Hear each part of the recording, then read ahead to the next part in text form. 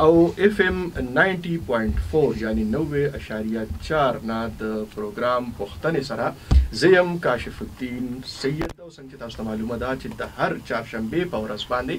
مونږه په خپل دغه پروګرام پښتنه کې پروانو چارو باندې په ملک کې سروان دي په صوبه کې سروان دي زمونږ په چاپیرچل کې سروان دي په هغه باندې مونږ خبرې اترې کوو د خپل پوهانو سره د خپل مشرانو سره منتخب نمائندګانو سره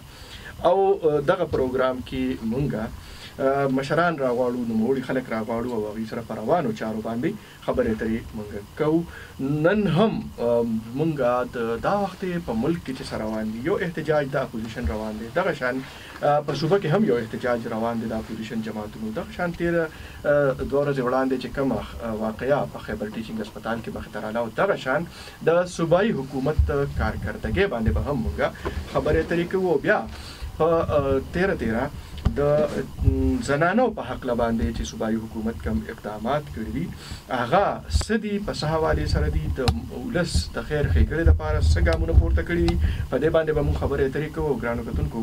نن په دغه پروګرام کې چې موږ سره کم ګران او قدردان ملمانه شریک دي هغه دواړه د خیبر پښتونخوا د اسمبلی غړي دي او دواړه زنانه غړي دي په مخصوص نشستونو باندې راغلي دي یو ملمانه چې کوم سره دا وخت تشریف لري په زموږ په سټوډیو کې د پاکستان تحریک انصاف سره تعلق لرونکي د صوبایي اسمبلی زنانه غړي محترمه عائشه بانو صاحب موږ سره په پروګرام کې شریک ده عائشه بانو صاحب تاسو ته پروګرام کې هرکلی وایي السلام علیکم جی ډیره مننه د دې سره بل ملمنه چې موږ سره په پروګرام کې شریک ده هغه د متحده مجلس عمل سره تعلق لرونکي زنانه MP محترمه ریحانه اسماعیل صاحب موږ سره په پروګرام کې شریک ده ریحانه اسماعیل صاحب تاسو ته هم په پروګرام کې هرکلی وایي ګرانو کتونکو څنګه چې موږ په خپل خبرو کې وویل چې دا وخت په ملک کې سره روان دي په صوبه کې سره روان دي او بیا که موږ وګورو نو په عام ولس کې هم په ویرو کې په بازارونو کې بلکې کله دا وایي چې په جماعتونو کې هم د حکومت په کارکردګۍ باندې خبرې اترې کیږي چې دغه حکومت څه ګامونه پورته کړي دي ځکه چې تحریک انصاف که په مرکز کې په اول ځل په حکومت کې دی خو په دې صوبه کې د هغوی دویم ځل دی که په مرکز کې په وفاق کې 2 کاله د حکومت شو نو زمونږ په صوبه کې د تحریک انصاف د حکومت 2 کاله پوره کیږي نو نن به موږ ګورو چې دغه صوبې ولس سره چې کومې وعدې شوي نو څومره حده پورې هغه پوره شوي دي د صحت په شعبه کې د تعلیم په شعبه کې د بیروزګارۍ دپاره څه شوي دي معاشي بحالۍ دپاره څه شوي دي دغه شان بیا چې چونکې موږ سره دواړه میلمنې زمونږ هغه زنانه دي نو موږ به دا تپوس هم کوو چې د زنانو دپاره دغه حکومت څه ګامونه پورته کړي د زنانو د فلاح او بهبود دپاره او چونکې دواړه میلمنې زمونږ هغه د صوبایي اسمبلی غړي دي نو چې کوم اهم قانون سازي 13 ورځ شوې ده د ماشومانو په حق باندې هم شوې ده او دغه شان څه خبرې اترې د خیبر ټیچینګ هسپتال د واقعي سانحې په حق باندې هم شوې دي نو ټولو نه اول راځم محترمه عائشه بانو طرف ته او چونکې د دې تعلق د حکمران جماعت سره دی حکمران پارټۍ سره دی عائشه بانو صاحبه څه ګڼئ تاسو تحریک انصاف چې کومې وعدې د ولس سره کړې وي او بیا په دې صوبه کې 2 کاله حکومت نه وروستو آیا تاسو ګڼئ چې ستاسو حکومت هغه وعدې پوره کړي ترسره کړي جی بسم الله الرحمن الرحیم کاشف سر ډېر مننه ځکه چې دا یو ډېر کامنلی یو مونږ نه یو سوال تاسو کیږي چې تاسو څه کړي دي ځکه چې دی هغه چې څنګه به مخ کې سیاست به و چې څه یو بورډو کې شانته بلډینګ هم به هغه شروع یو ریبن کټینګ به و بیا به هغه په سوشل میډیا او هغه په سرکاري پیسو باندې به داغي ایڈورټایزمنټ کې تلو نو کتا سو خیال کړی وی نو مونږه سرکاري ایڈورټایزمنټ تقریبا یو بالکل ختم کړی دی دا هغه باندې هم تاسو ته به پته وی چې مطلب څه طریقې باندې هغه ایڈورټایزمنټ باندې به تحاشا پیسې ځای شوی دا خو دا دې چې ګوري ګراوند ریالټیز تاسو شاتنی ټیلیور خبرو کړ شاتنی ټیلیور یعنی تاسو دا غواړئ چې کارونه شوي دي خو دا غي تشهیر په میډیا نه دي زه تاسو ته د دې جواب درکوم ګوري جی شاتنی ټیلیور والا جواب خو تاسو ته 2018 الیکشن جواب تاسو ته ملاو شو چې تاسو لاست ټینیور کې چې کم زمونږ کم قسم کارکردګي وا او کم قسم زمونږ پرفارمنس وو د هغه جواب تاسو 2018 الیکشن دا غي پبلک او دا غي زمونږ جنرال چې کوم پبلک دي زمونږ چې کوم عوام دي هغه تاسو ته جواب درکړل چې آیا هغه سټیسفاید او کنه سټیسفاید دا هغه فیصله وکړه نو مطلب زمونږ جنرال پبلک خو سټیسفاید دي لاست ټینیور کې هم سټیسفاید او ان شاء الله اوس هم سټیسفاید وي زه په ځکه چې په کم طریقې باندې چې کوم مونږه کم پلانینګ او کم طریقې باندې مونږه کارونه کولګیو نو دا هغه صفه تاسو ته مطلب په ګراوندز باندې تاسو یقین کوئ چې کله زمونږ د پنجاب یا زمونږ د باقي صوبې نه چې کوم خلک راځي هغه زمونږ لاست ټینیور اپریشیټ کوي او دا ټینیور هم اپریشیټ کوي چې تاسو چې کوم قسم باندې تاسو یو ټیم ورک روان خبره وکړه کې کوي دا چې ریحانه بیبي ګوري پوینټس اخلي او هغه بر دې جواب هم کوي او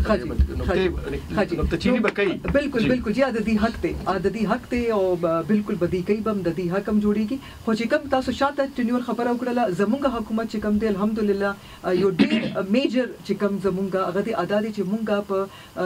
په د هیومن کیپټل باندې پویګو زمونږ حکومت چې څومره هم نمائندگان دي د پی ټی آی ګورنمنت خان صاحب او بیا زمونږ وزیر اعلی صاحب او زمونږ چې څومره منسټران او کابینټ ممبرز دي بلکې زمونږ د ټول پی ټی آی که تاسو خیال کړی وي نو زمونږ په هیومن کیپټل باندې انویسټمنټ ډیر زیات دی مونږه په ایجوکیشن او په هیلث کې شاتنی ټینیور کې هم ډیر ښه پرفارمنس او دې ځل هم تاسو کتلې دي چې زمونږ په ټرچري کیر هاسپټلز چې کوم دي هغه مونږ څنګه انډیپندنٹ کړل ایم ټی آی انډر ایکټ انډر هغه ته مونږ څنګه اټونومس باډي هغه کړل ان مونږه د اصلي پرپس چې کوم د دې داو چې مونږ د دې سیاسي انټرفیرنس په دې کې نه وي ګوري چې مونږ خپل طرف نه پورا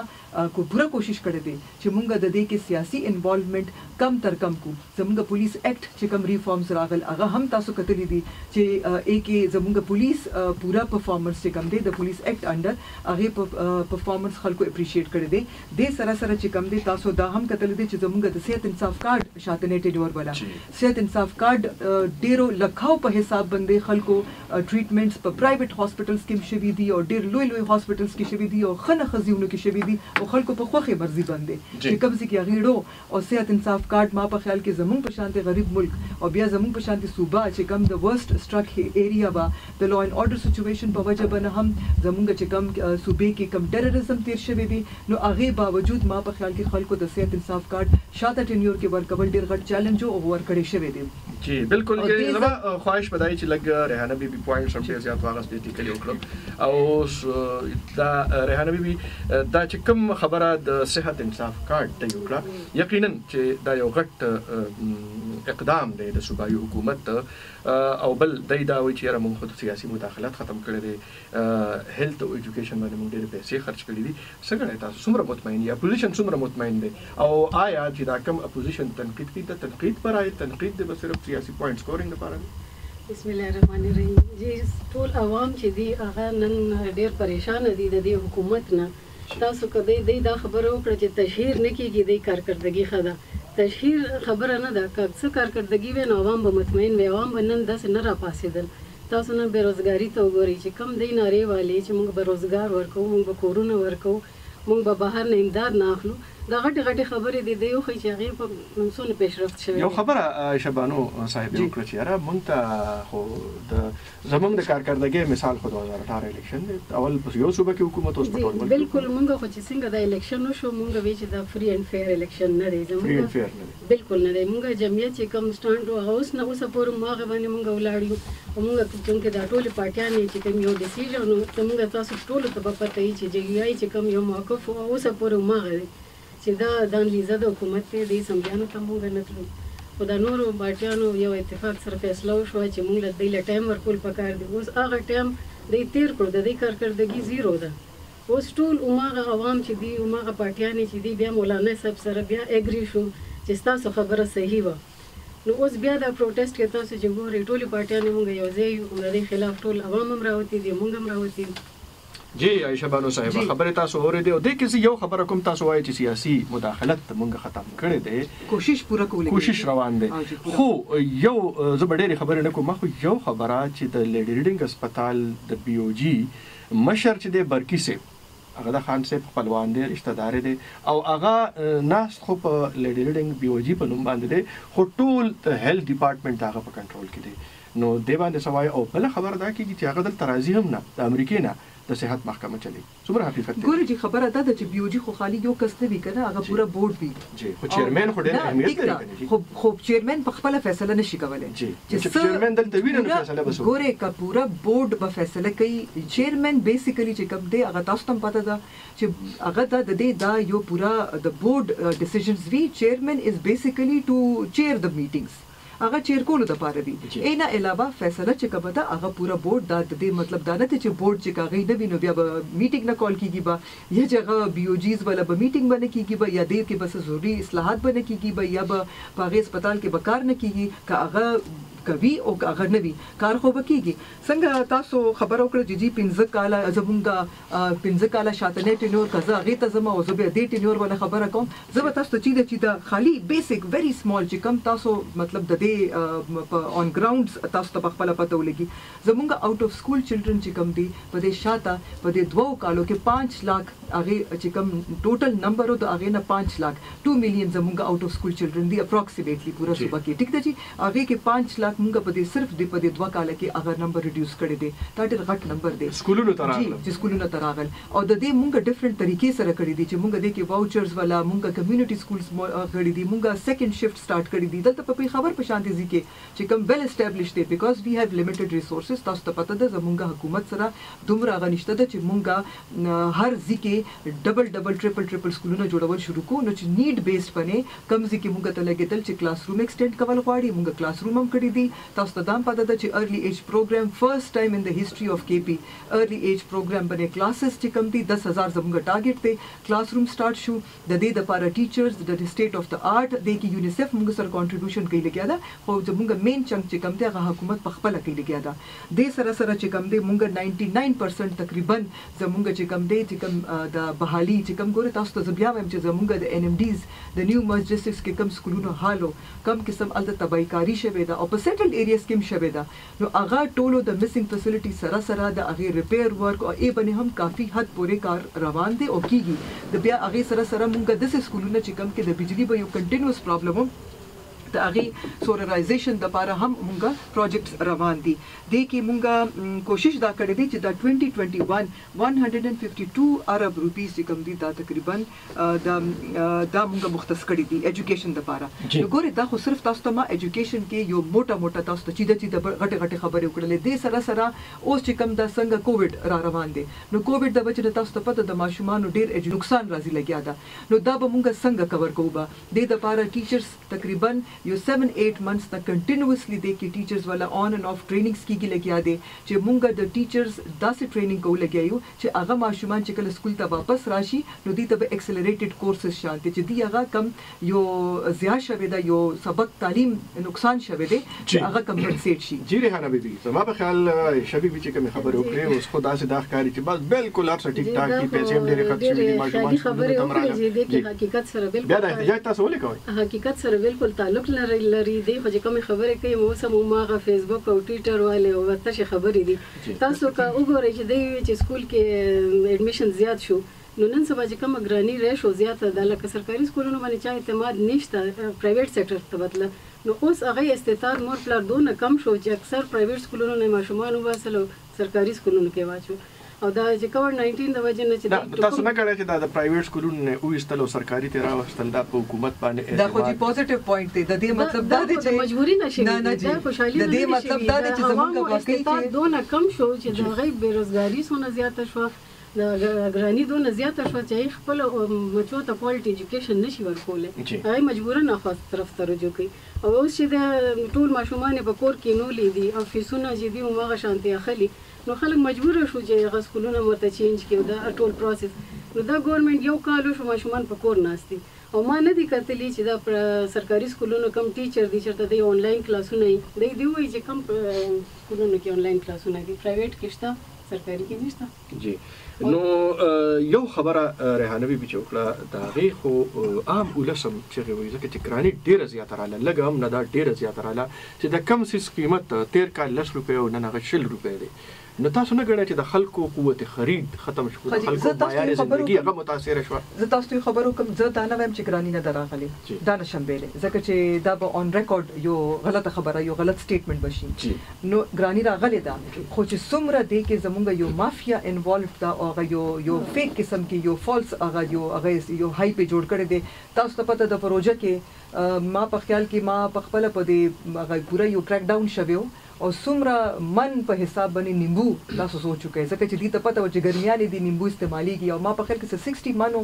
کریکټ می کته چاته ایگزیکټ فګر یاد دی، سو دومره من صرف د پیښور کې دا من نیمبو چې کم دی دا پټ شوی او بیا د 50-60 روپے نه کیلو چې کم دی 300-350 400 500 خرڅدل. ګوره جی نیمبو خو د بنیادی ضرورت څه نه دی، ګوره د ورو نرخ تاسو ګوره چې کم وړو یو وړه پورې به تروړه په 800 کې دا غنن 1400 تر رسیدل. تاسو خبره پوره کوم جی،